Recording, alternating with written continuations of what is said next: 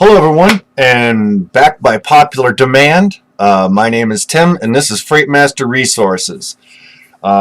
Today, I wanted to go over some things with the current freight market, what that means for carriers and brokers, and I've got some other things that I want to talk about with you guys as well. So this may turn into a fairly lengthy video. I've gotten some emails from some of you guys requesting more content, different subjects and things like that. I really appreciate that, guys. And if you'll bear with me for just a moment, I did get a new laptop, so I don't know what's going on and why, but it's I'm a little bit technologically challenged for a moment, so bear with me because I want to be able to see everyone's comments and things. So let me just make sure that this is down. Okay, and we'll get on here. All right. So if anybody's joining me right now, if you maybe just type in that chat, let me know that you guys can hear me okay. That would be awesome. Make sure that I've got at least that part of it, the audio and everything, going well. I really wanted to do this video for you guys yesterday. Unfortunately, I ran out of time. This was a very, very busy week. I've been working on putting some things together for some of my best carriers, my favorite carriers that I work with on a fairly regular basis. And a lot of that, I mean, I would have done it regardless, but I was really pushing it as a result of kind of what's going on in the market and, you know, around the world and things like this.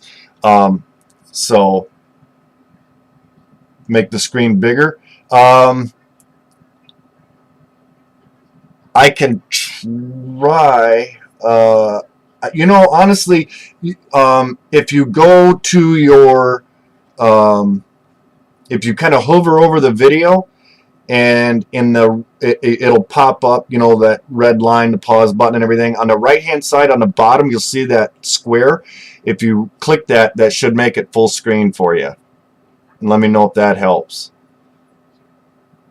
Guys, and if that's an issue, like if these videos are coming in like uber small for some reason, I mean, it shows up right on my end, but maybe on all devices it's not, and that's something that I need to remedy, I guess.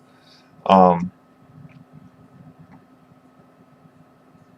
hope that worked. You just clicking that little square. But yeah, so for a lot of you, you know, that are maybe, whether you're new to the industry or somewhat new, you've kind of noticed a big change in the freight market probably. And some of you veterans that are out there, obviously you kind of saw this coming probably. I know I did, you know, and because when you're kind of like more or less, for lack of a better phrase, boots on the ground, when you're dealing with this, whether you're a driver, a carrier, a dispatcher, a broker, or a broker agent, you know, you kind of see this sort of evolving, right? It's almost like you have like this crystal ball of things to some extent, right? And so that was one of the reasons why, like I said, over the last week and a half, 2 weeks or so, I've been really kind of pushing with some of my customers to put together some dedicated lanes, either by quarter or for the entire rest of the year, right? Securing that capacity for them at a locked-in rate. We all know that fuel is up, and if you're a member of just about any industry-related Facebook group, or, you know, maybe on Twitter or LinkedIn or any of those other social media platforms, you're going to see a lot of information, kind of a lot of chatter going on, right? And so, you know, you've got, you know, especially with like owner-operators and things, drivers complaining about the increase in fuel while the freight market has dropped down. And there's a lot of finger pointing, a lot of, who's to blame for all of this. And what it really ultimately boils down to, and whether you think it's fair or not, it really comes down to supply and demand, right? And I'm going to do a little plug here for Sage. Sage, if you see this, buddy, you put out some really great information in regards to what's coming in on the boats to the ports and the delays there. I know that when we watch, a lot of the mass media. Morning, Ricky. I'm a new freight broker, need all the gems, paperwork, shipper, and carrier package. Okay, not to get too off track, and I will get to that for you as soon as I kind of wrap some of this up. We do have those on the website that you can download, that paperwork. It's pretty much all standard TIA worded stuff, and a lot of it, you can edit it to add your company name and logo and contact information and all of that stuff. So I promise I will get to that for you in just a couple of moments here. But yeah, there's a lot of finger pointing, a lot to blame and things like that, but it ultimately comes down to supply and demand. And like I said, whether you agree with that or not, that's just the reality of things, right? So when you've got a market where there's 50 loads for 10 trucks or 5 trucks, then obviously the freight market goes up, right? And carriers, because everybody's fighting to secure those trucks for all of those available loads, right? So the market rate goes up regardless of fuel and all these things. The fuel is really ultimately a very small determining factor. And I know it sucks, with the way it is. I know drivers are paying well over $5 a gallon, pretty much on average across the country. It's probably higher in some states, like California and things like that. But what we're seeing now is the demand for capacity kind of drop, right? So now you're in a situation where you've got, say, 50 trucks for 10 loads. So what happens is it's very easy to cover loads, and the market rate comes down as a result. And if for anybody who's been in the industry, for the last 5-10 years, you'll notice that there's always kind of this ebb and a flow to the market, right? It's up, it's down, it's up, it's down.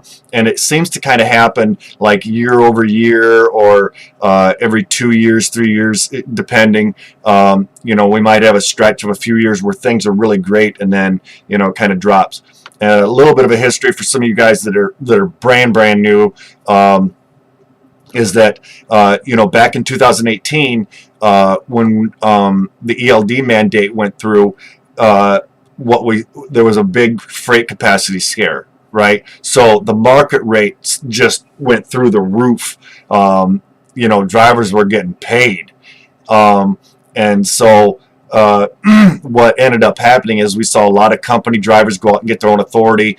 We saw some of your larger fleet companies adding more trucks, hiring more drivers, maybe some of your owner-operators adding a couple of trucks and a couple of, they were expanding, right? They were small fleet owners. And so what ended up happening is by the time we reached 2019, we ended up in an overcapacity situation. And so then the market rate kind of tanked. And we saw even some of your larger companies, some of your larger carriers end up filing for bankruptcy and just going under. And it hurt a lot of carriers, whether you're an owner operator, or fleet owners. And so everybody was kind of looking at 2020 as being sort of, bringing the market back into balance, right? Because the demand for freight and the truck ratio and everything had kind of balanced out. Well, then we all know what happened in 2020, right? We got hit with the COVID pandemic. And so as a result, a lot of companies shut down. Myself personally, I lost 70% of my book of business. This is not to get sidetracked, but this is another good reason why you always have to be prospecting, right? You've always got to be calling new customers, because your fault, their fault, nobody's fault. Anything can happen, like the pandemic, and you lose your customers. And we all have families to take care of, whether you're a broker, a dispatcher, a driver, owner, operator. We all have, commitments and responsibilities, right? And so that kind of hurts. And so that's why we're constantly prospecting for new customers and building relationships. Anyway, we got hit with the pandemic, and we saw everything kind of drop off, and it just didn't happen. 2021 came, and things kind of picked up a little bit. We've seen in recent months, especially if you were in the Northeast, or Michigan, Ohio, Pennsylvania, and those areas all the way around to the Northeast, your reefer freight, your outbound reefer freight out of those areas was pretty good. We were paying drivers, carriers, in excess of $6 a mile to move freight. And it wasn't even like frozen or anything. It was like 37 degrees, 39 degree temps on those reefers. But I mean, they were getting paid. Bear with me one moment while I get a sip of coffee here. So, but now it's kind of dropped off again, right? Again, we're kind of in an overcapacity as a result of not that much freight being available. The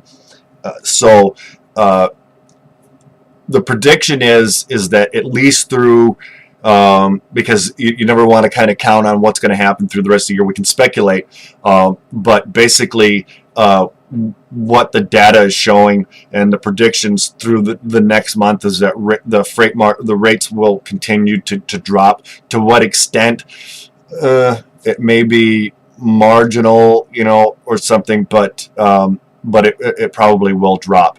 And guys, if you don't subscribe or watch the DAT channel, they put out the freight analytics pretty much daily, or every few days. I forget off the top of my head, but some really great information there. This is another great reason why I recommend that everybody get DAT load board and things.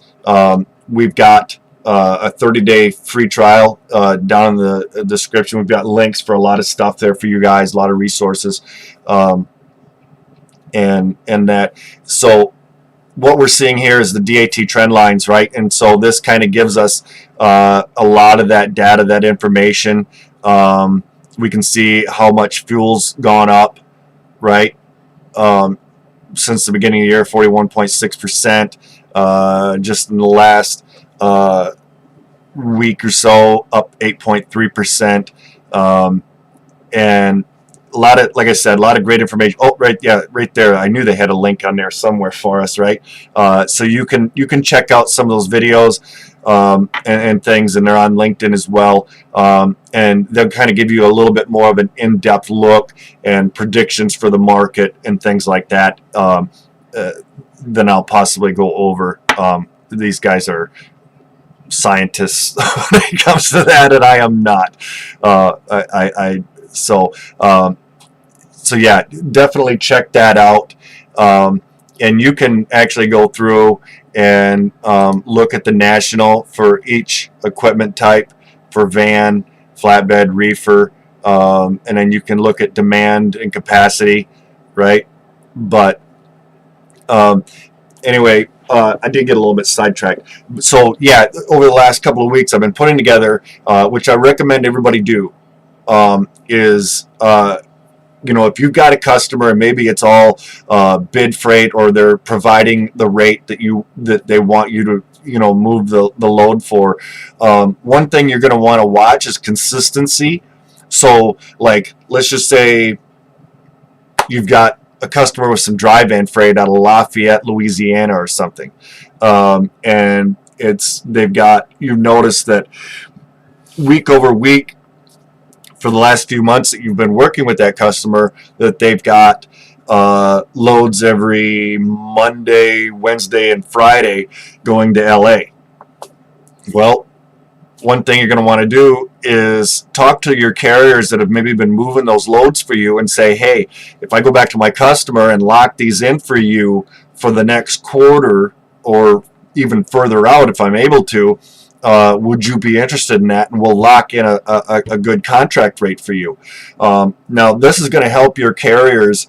Well, it's going to help your relationship with those carriers, but it's also going to help them survive this tough time, right? With fuel being up as high as it is and things like that. We already know that, carriers get, hit with insurance hikes and things like this for like literally almost no reason. Ricky says, fairly new to the industry, how much of this is seasonality and when do volumes normally pick up in the spot market?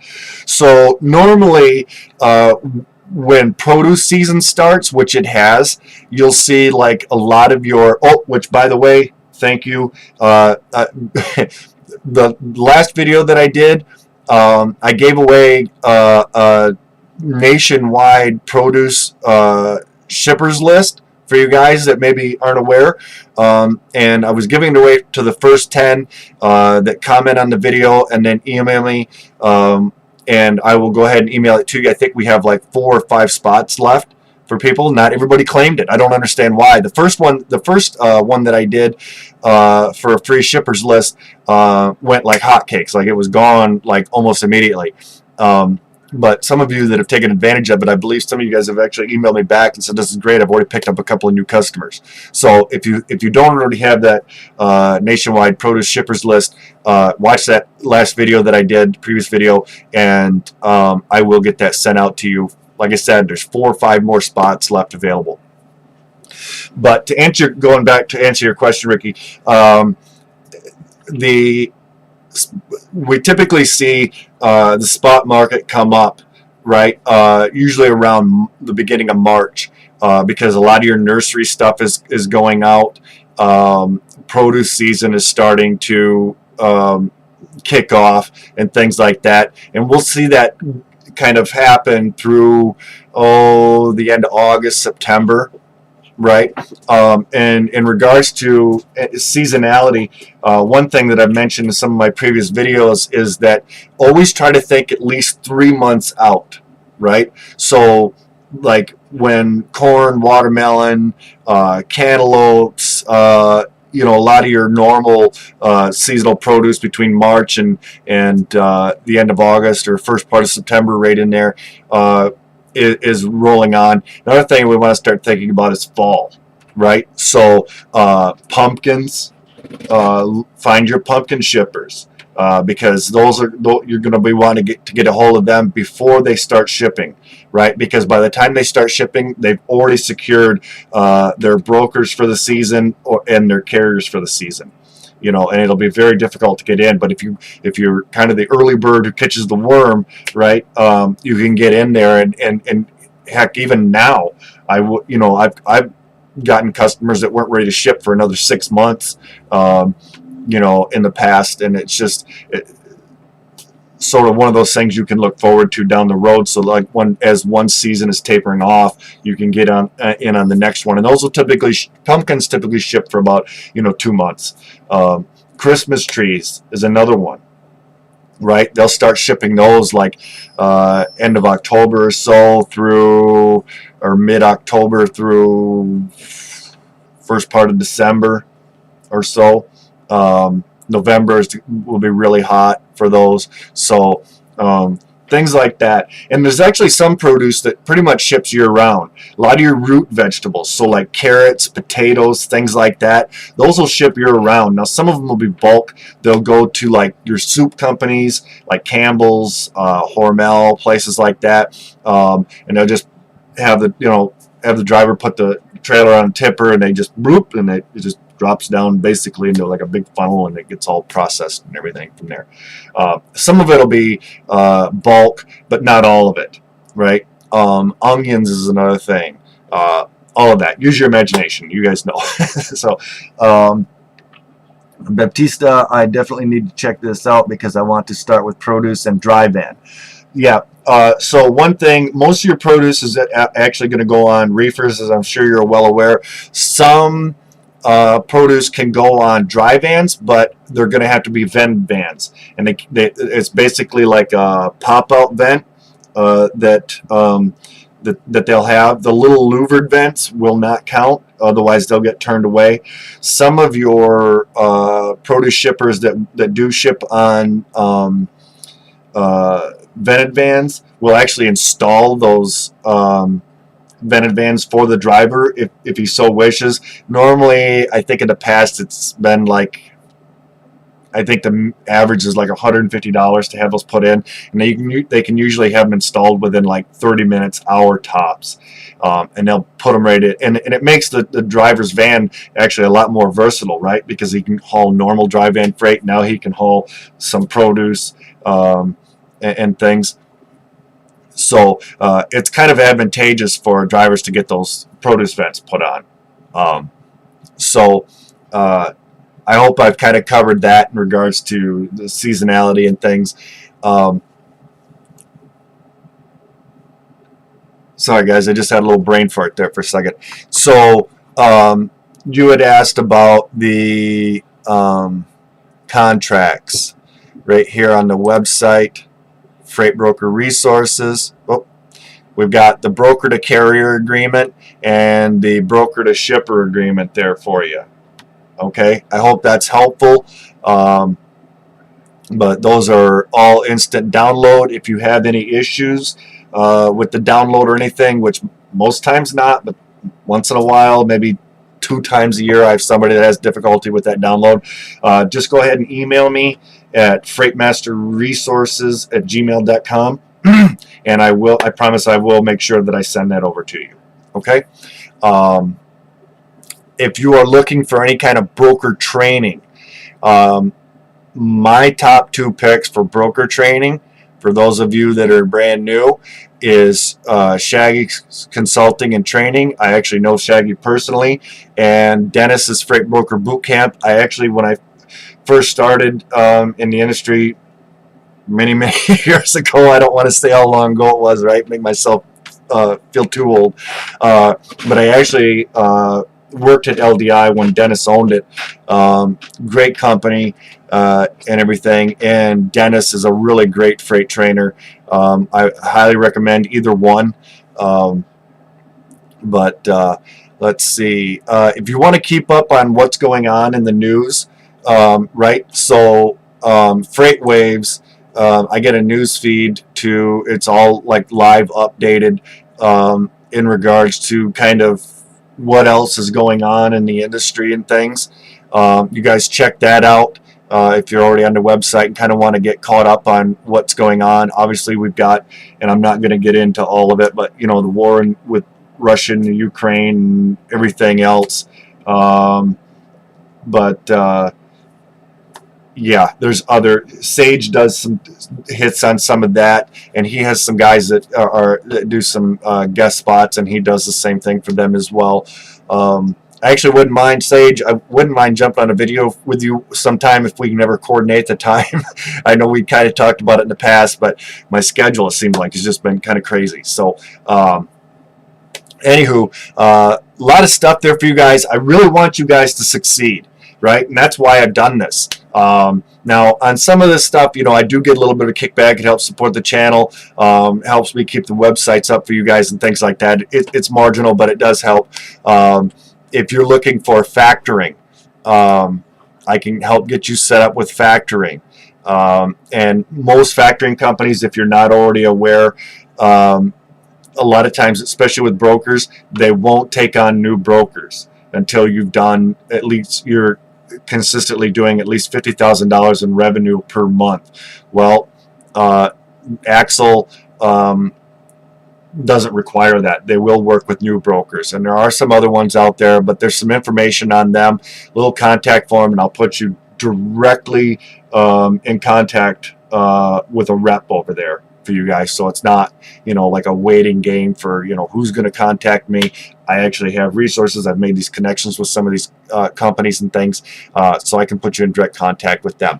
For you drivers and carriers, same thing. Now, Core Fund Capital, one of the best for you carriers, you owner operators, especially with where things are right now with the market and things like that. If you're not factoring or considering factoring, I would highly, highly, highly recommend it.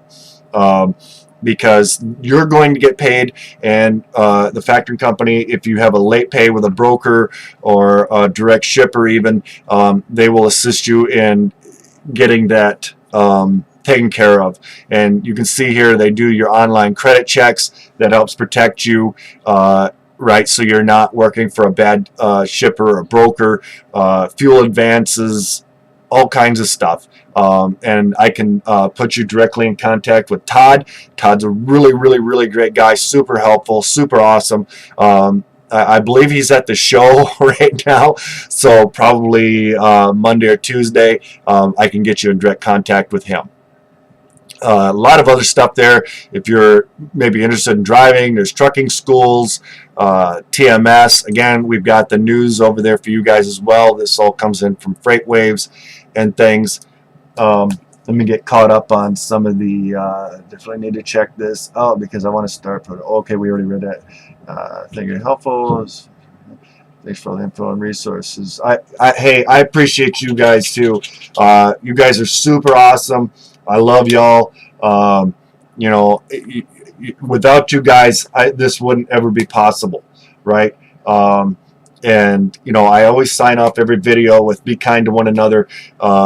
You know, you catch more flies with honey. You know, so you know, I've talked to some brokers. I've got friends that are owner operators and small fleet owners. You know, and they run into issues with, you know, a broker or something with some frivolous charge, you know, fine, deduction, things like that. I've actually stepped in, you know, per the request to assist them with, you know, that's not a legal fine or deduction, you know, and things. And some of these brokers, they just get so worked up and start hyperventilating and yelling and things like that. There's no need for any of that, you know. You build your relationships, guys. Whether you're a broker, build your relationships with your carriers. Like I mentioned earlier, you know, trying to secure some of those regular lanes. If it's at all possible. Obviously, seasonal produce, that's going to be a little bit more difficult because produce kind of jumps around. But, you know, if you're moving auto parts or, you know, anything like that, or steel, or, you know, whatever it is, maybe you're moving tires, or, you know, there's so much out there, guys, that you can get involved in. But yeah, when you have the opportunity, do that, right? And always try to be respectful, you know, and yeah, I mean, I hear the frustration, I hear the concerns with a lot of drivers, like I said, because I try to take those moments when I'm on the phone with them to listen to their concerns, and that helps me be a better broker and a better person. Right, and some of you brokers too, you know, whether you're brand new or maybe you've been in it for a few months but you're having limited success. That's what this is here for, guys. I really want to. I love watching everybody else succeed. Right, that just it makes me happy. So what else was I going to talk about with you guys today? We went over factoring.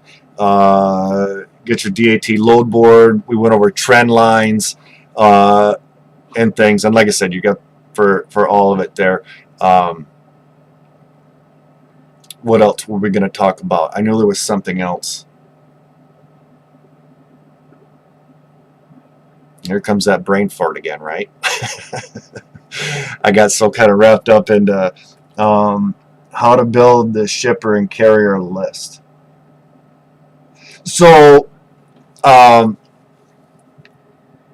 actually have, and I don't have it available on the website. I actually have a list of carriers. There's like 15 or 20,000 carrier contacts on this list.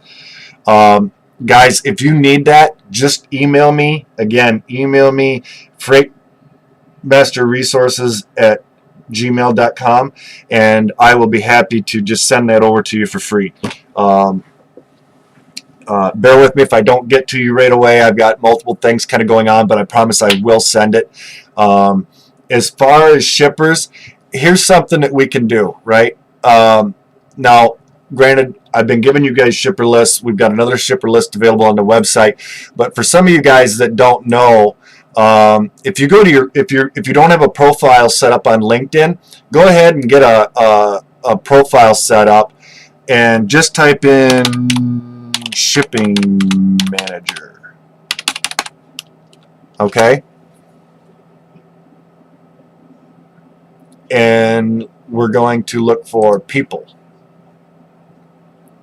Now you see here, there's 295,000 search results, right? Now here we see David Goliath. Boy, I hope I'm not mispronouncing his name. Like I said, I don't know what's going on with me today, guys. I keep looking over at my laptop, and I should be looking at you, right? I'm just technologically defunct today. But here's Marsh Plating, Ashley Refractories Company, Kellogg, Mid-Park out of Bowling Green. You could put in, and you can type this in multiple different ways. Transportation manager. Okay, and there's 593,000 search results.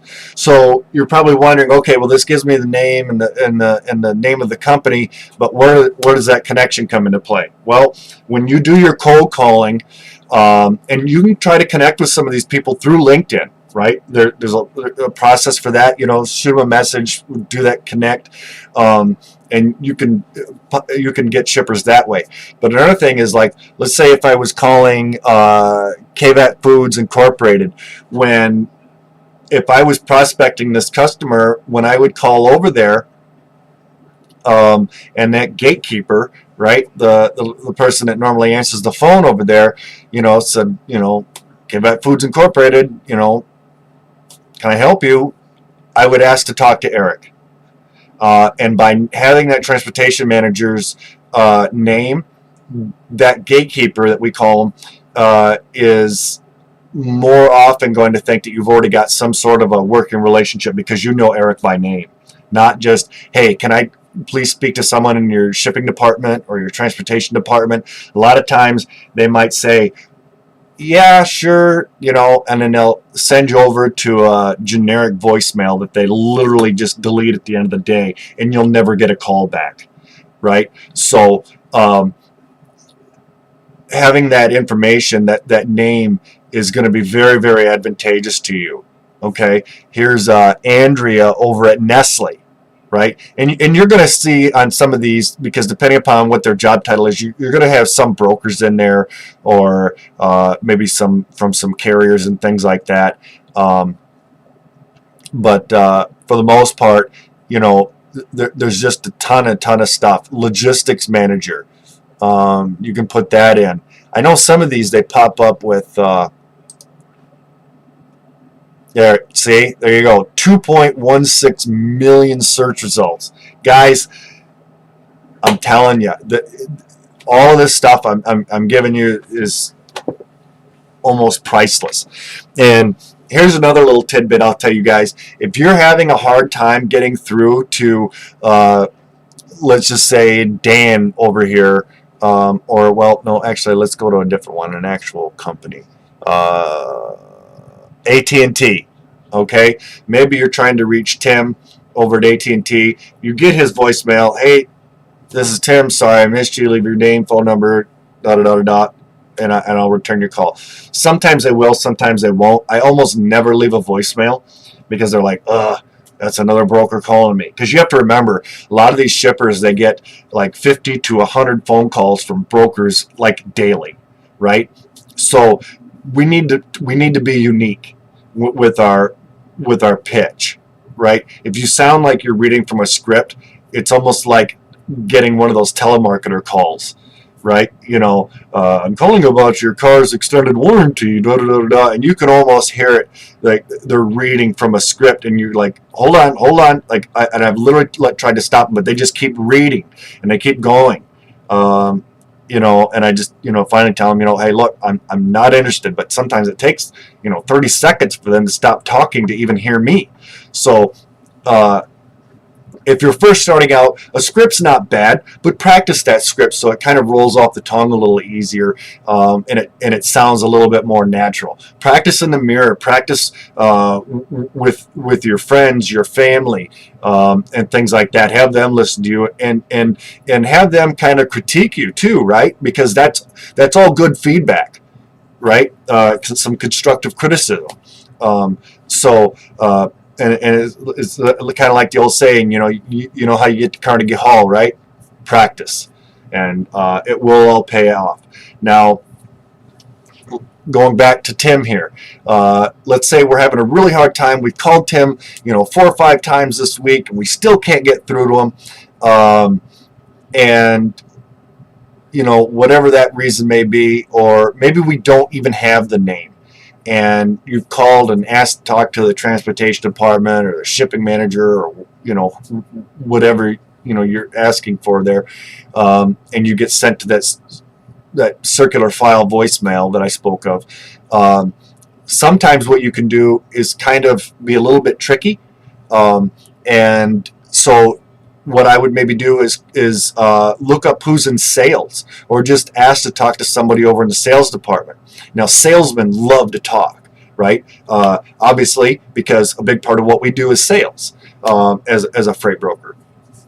So salesmen love to talk, and they'll tell you, oh yeah, we just picked up this new account in Knoxville. We're going to be starting to ship over there next week. We're looking at like 50 loads a week that we're going to be sending over there, and things like that. And so say, okay, well, hey, that's great. I'd love to speak to your shipping manager, and provide him with that, additional capacity that you guys are going to need to get, to assist you with getting those loads moved. Okay, great. And a lot of times they'll just transfer you right over. Okay. Another thing that I've done, and people that I've told about this, I don't tell a lot of people, but I'm going to be completely open with you guys here, right?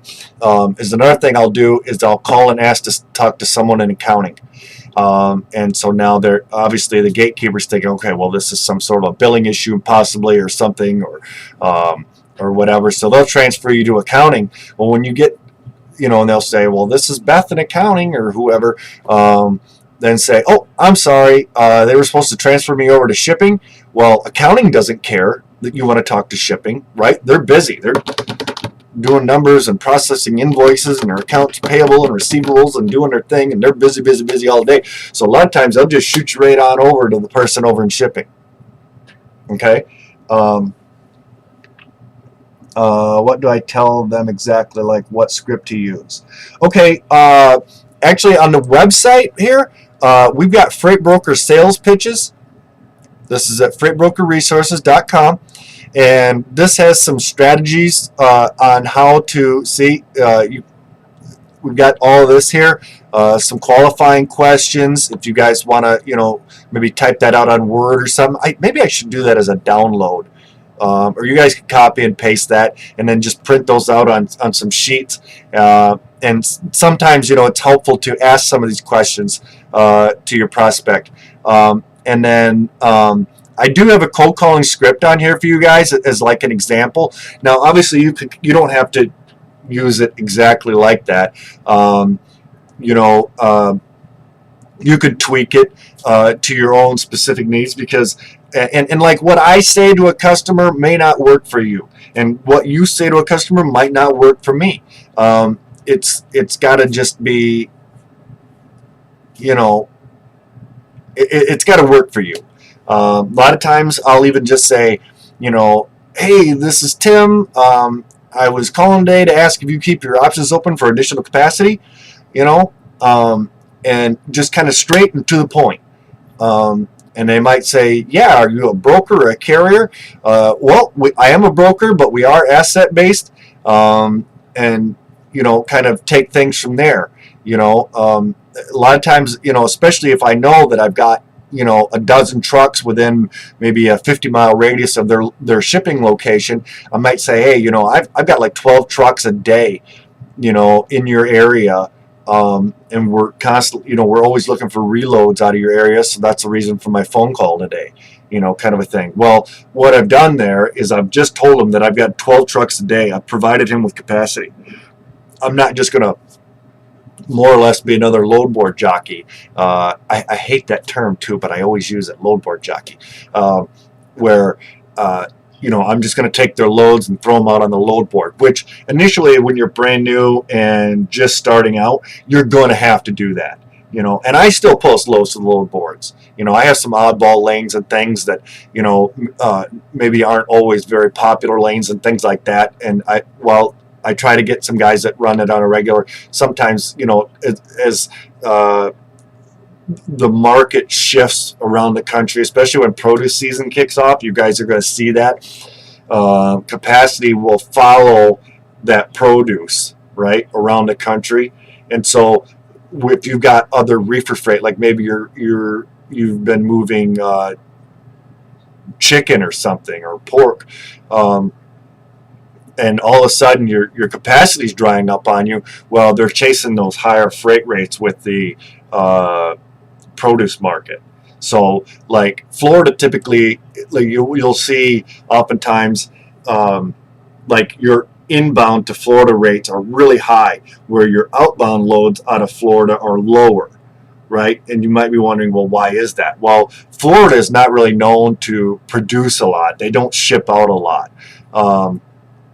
But there's capacity down there. So that's why carriers want to get paid well to go in, because of the low rates. A lot of times they'll just deadhead out, or they'll do what I call puddle jumping, and they'll grab little loads, like maybe 100 miles at a time, and work their way out to like Georgia or South Carolina or something, and get back into a better freight market. Because to haul anything, especially long, out of Florida, I've seen some horrendous paying loads out of Florida in the past, like as low as like 85 cents a mile. That's not enough to pay the truck, let alone for us as brokers to make $1 on. So but those shorter hauls, a lot of times, if it's 100 miles, might pay $500. And as long as that driver can get loaded quickly and offloaded quickly, it's advantageous for him to do that, right? Because it's a short run. He's 100 miles closer to getting out of Florida. And then if he can pick up another one and another one, 2 or 3 loads, and he's out of there. Or he might just say, well, hey, I've grabbed up, $1,000, $1,500, working my way out. I've got another 100 miles deadhead to get out of the state. Boom, I'm just rolling. So,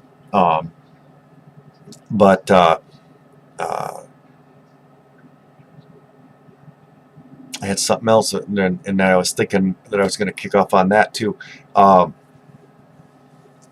Let's see. We have any other?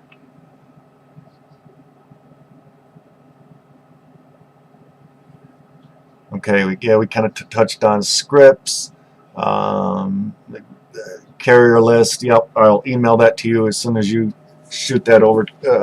As soon as you email me. But yeah, guys, this doesn't have to be overly difficult. And like I said, whether you're an owner-operator, a driver, a broker agent, I can't stress enough the importance of building relationships. And whether it's with your customer, with your carrier, with your broker, whatever. And especially for you drivers, you owner-operators that are complaining about the freight market, and then you've got, maybe a buddy of yours that's still doing well, even with the increase in fuel. If you notice, they're oftentimes running for the same broker. They built that relationship, and they're still getting paid better than they would if just working off the spot market. And the spot market is going to be it's going to be very detrimental to a lot of carriers if they don't, and owner-operators, drivers, if they don't start to build those relationships. And it's kind of sad. Like I had a driver the other day, they wanted to load from me, but unfortunately their dispatcher, we had notes in our system that they had done some freight for us in the past, and it was just bad comment after bad comment. There was a complete breakdown of communication. They wouldn't provide updates when we requested them, all these kinds of things. Well, when your customer says, hey, I just want to make sure, is that truck going to be on time for delivery? I don't know, because now they're not responding. They're not turning their paperwork in, and things like that. So especially if you're a dispatcher, or an owner operator or anything, or a broker agent, communication is so vital. It's so vital with your drivers, with your customers, everybody. That's all a huge part of building those relationships, right? Is communication.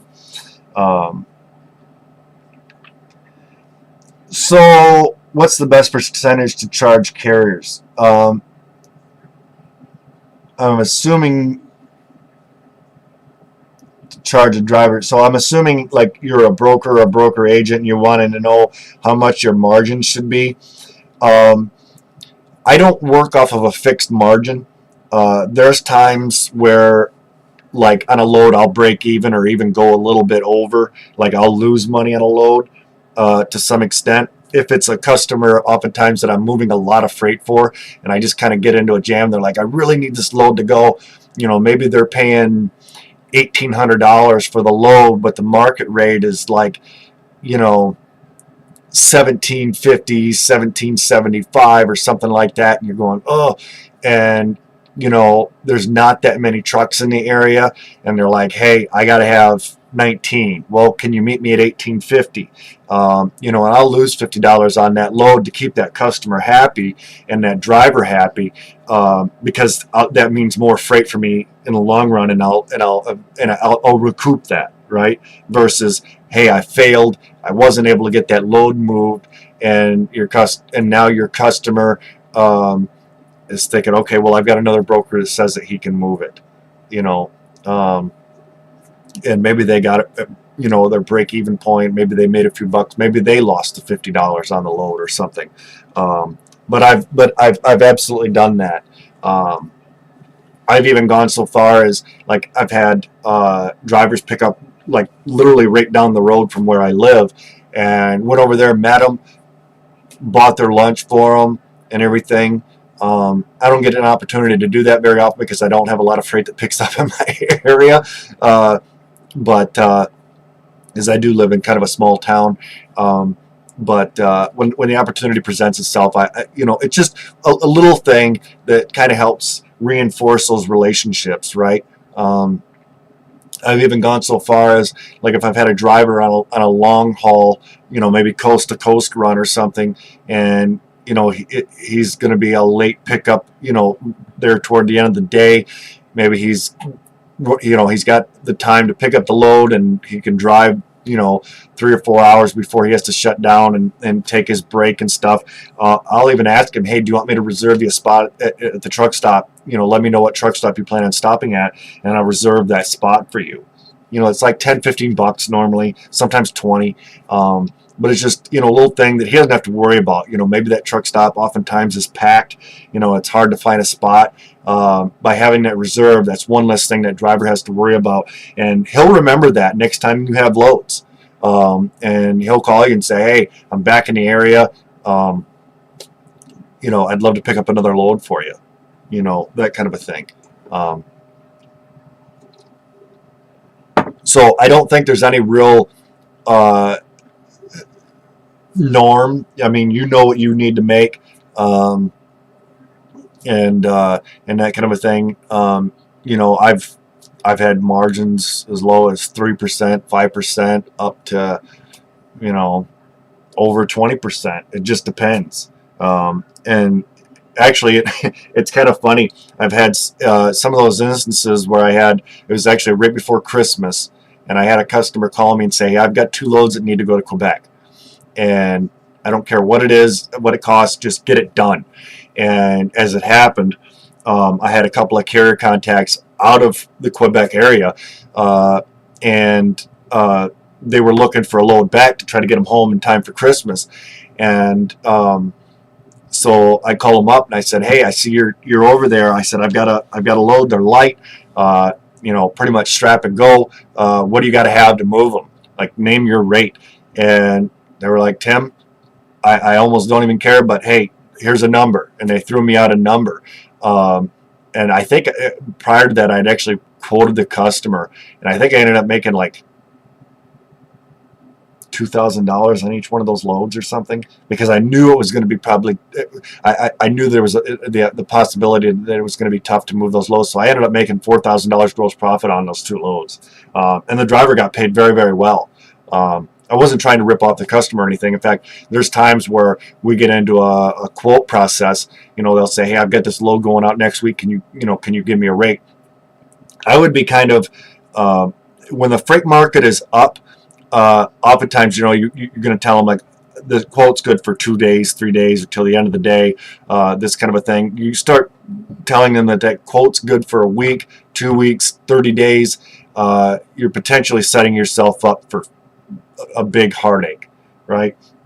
Because sometimes the spot market just it gets so crazy at times, you could end up losing a significant amount by doing that. But if it's a load going out in the next couple of days, I'll quote them and I'll say, and they're like, oh, it seems kind of high.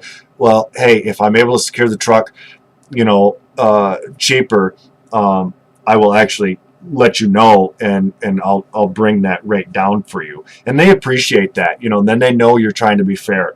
I've actually got some customers where they prefer me, and they've got 1 or 2 other brokers that work with them, but they're like, hey, I'm giving this load to you first to see if you can get it covered for me, because they have sort of some oddball stuff. There's not really like any consistent lanes or anything, and they flat out told me, I really don't like these other guys, but they got, I think, set up prior to him taking the position over and things, and it kind of made his life difficult. There again, main reason, breakdown in communication and just being completely unfair with their rates.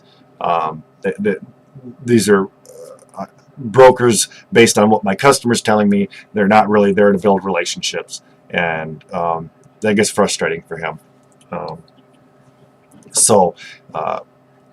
I know I've kind of thrown a lot at you guys, and I know this video is probably running fairly long. Where are we at now here? I don't even know. It's not even telling me.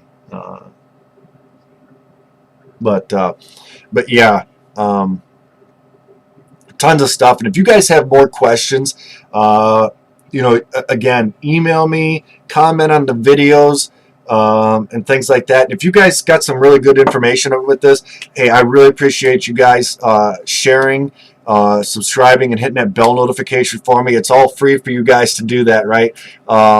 And I'll always try to answer you guys as quickly as I possibly can. So by all means, I love you guys. I appreciate y'all. But I think for now I'm probably going to shut this down. My throat's getting really dry for some reason, and I'm just trying to. I might come on again later later today. I don't know, or something. But by all means, check out Sage. I want to plug his channel for him, and then DAT's channel. Check out those analytics. Check out the Freight Waves news off the websites. If there's anything else I can do for you guys, by all means, shoot me an email, comment, and I'll do my best to help you out. Okay. So with that, I will go ahead and shut this down. And as always, be kind to one another.